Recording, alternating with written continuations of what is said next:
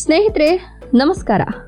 ಬೆಂಗಳೂರಿನ traffic jam, ಧೂಳು ಮತ್ತು ಕಾಂಕ್ರೀಟ್ ಕಾಡಿನಿಂದ ಬೇಸತ್ತು ಹೋಗಿದ್ದೀರಾ? ನಮ್ಮ ಬೆಂಗಳೂರಿನಲ್ಲಿ ಮಲ್ನಾಡ್ ತರಹ ಫೀಲ್ ಕೊಡೋ AC ಇಲ್ದಿದ್ರೂ ತಂಪಾಗಿರೋ, ಮನಸ್ಸಿಗೆ ನೆಮ್ಮದಿ ನೀಡುವ ಏರಿಯಾ ಯಾವುದಾದ್ರೂ ಇದೆಯಾ ಅಂತ ಹುಡುಕ್ತಿದ್ದೀರಾ?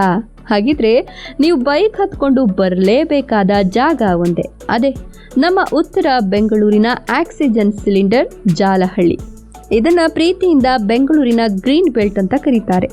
ನೀವು ಇಲ್ಲಿನ ರಸ್ತೆಗಳಲ್ಲಿ ಹೋಗ್ತಾ ಇದ್ರೆ ತಲೆ ಮೇಲೆ ಮರಗಳೇ ಛತ್ರಿ ತರ ನಿಂತು ನೆರಳು ಕೊಡ್ತವೆ.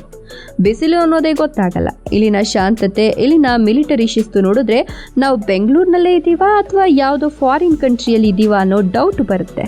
ಬನ್ನಿ ಇವತ್ತು ಈ ಹಸಿರು ಸ್ವರ್ಗದ ಬಗ್ಗೆ ಒಂದಷ್ಟು ಮಾಹಿತಿಗಳನ್ನು ತಿಳಿದುಕೊಳ್ಳೋಣ. ಏನಿದು ಜಾಲಹಳ್ಳಿ? ಸ್ನೇಹಿತರೆ, ಜಾಲಹಳ್ಳಿ ಅನ್ನೋದು ಕೇವಲ ಒಂದು ಏರಿಯಾ ಅಲ್ಲ, ಇದೊಂದು ದೊಡ್ಡ ಇತಿಹಾಸ. ಇದರಲ್ಲಿ ಪ್ರಮುಖವಾಗಿ 2 ಭಾಗಗಳಿವೆ, ಜಾಲಹಳ್ಳಿ ಈಸ್ಟ್ ಮತ್ತು ಜಾಲಹಳ್ಳಿ ವೆಸ್ಟ್. ನಮಗೆ ಸ್ವಾತಂತ್ರ್ಯ ಬರೋಕ್ ಮುಂಚೆ ಮತ್ತು ನಂತರ ನಮ್ಮ ದೇಶದ ರಕ್ಷಣಾ ವಲಯಕ್ಕೆ ಮತ್ತು ಕೈಗಾರಿಕೆಗೆ ಬೇಕಾದ ಜಾಗವನ್ನ ಇಲ್ಲಿ ಮೀಸಲಿಟ್ರು.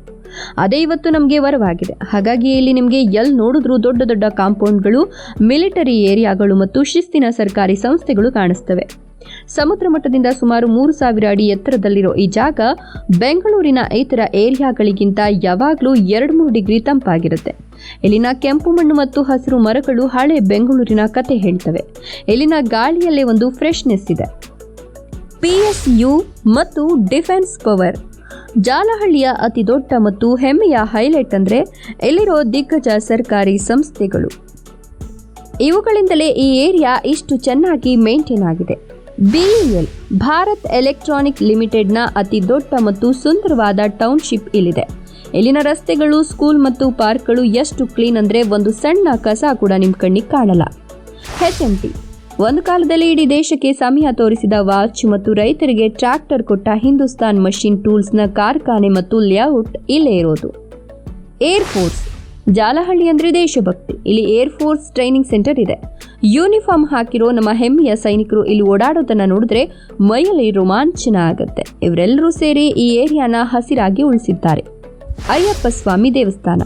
ನೀವು ಜಾಲಹಳ್ಳಿ ವೆಸ್ಟ್ ಕಡೆ ಬಂದ್ರೆ ನೀವು ಮಿಸ್ ಮಾಡದೆ ನೋಡಬೇಕಾದ ದೈವಿಕ ಜಾಗ ಅಂದ್ರೆ ಶ್ರೀ ಅಯ್ಯಪ್ಪ ಸ್ವಾಮಿ ದೇವಸ್ಥಾನ.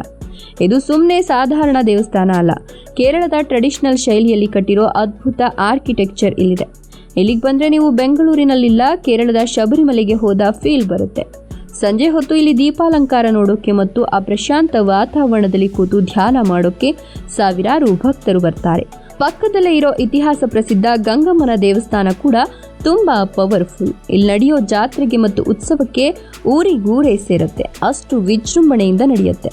ಕನೆಕ್ಟಿವಿಟಿ ಮತ್ತು ಗಂಗಮ್ಮ ಸರ್ಕಲ್. ದೂರ ಅಂತ ಅನ್ಕೊಂಡ್ರೆ ಜಾಲಹಳ್ಳಿಗೆ ಹೋಗೋದು ಈಗ ತುಂಬಾ ಸಿಂಪಲ್ ಮತ್ತು ಈಸಿ. ನಮ್ಮ ಮೆಟ್ರೋ. ಹಸಿರು ಮಾರ್ಗದಲ್ಲಿ ಬಂದ್ರೆ ಜಾಲಹಳ್ಳಿ ಮೆಟ್ರೋ ಸ್ಟೇಷನ್ ಸಿಗುತ್ತೆ. ಪೀಣ್ಯ ಇಂಡಸ್ಟ್ರಿಯಲ್ ಏರಿಯಾ ಮತ್ತು ತುಮಕೂರು ರೋಡ್ಗೆ ಕನೆಕ್ಟ್ ಆಗೋದು ಇಲ್ಲೇ. ಟ್ರಾಫಿಕ್ ಇಲ್ಲದೆ ಹಾರಿ ಹೋಗಬಹುದು. ಗಂಗಮ್ಮ ಸರ್ಕಲ್. ಇದು ಜಾಲಹಳ್ಳಿಯ ಪ್ರಮುಖ ಟ್ರಾಫಿಕ್ ಹಬ್. ಇಲ್ಲಿಂದ ನೀವು ಹೆಬ್ಬಾಳ, ಯಶವಂತಪುರ ಮತ್ತು ಮತ್ತಿಕೆರೆಗೆ ಬಸ್ ಅಥವಾ ಆಟೋದಲ್ಲಿ ಈಸಿಯಾಗಿ ಹೋಗಬಹುದು. Rockline mall.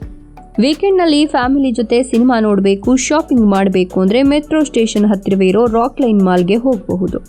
ಇದು ಈ ಏರಿಯಾದ main entertainment spot.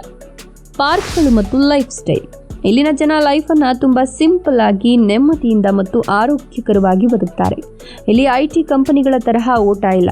Bell ground ಅಥವಾ HMT ಗ್ರೌಂಡ್ನಲ್ಲಿ ಬೆಳಿಗ್ಗೆ ವಾಕಿಂಗ್ ಮಾಡೋದು, ಅಲ್ಲಿನ 100 ವರ್ಷದ ಮರಗಳ ಕೆಳಗೆ ಕೂತು ಹರಟೆ ಹೊಡೆಯೋದು ಇಲ್ಲಿನ ಜನರ ಲೈಫ್ ಸ್ಟೈಲ್.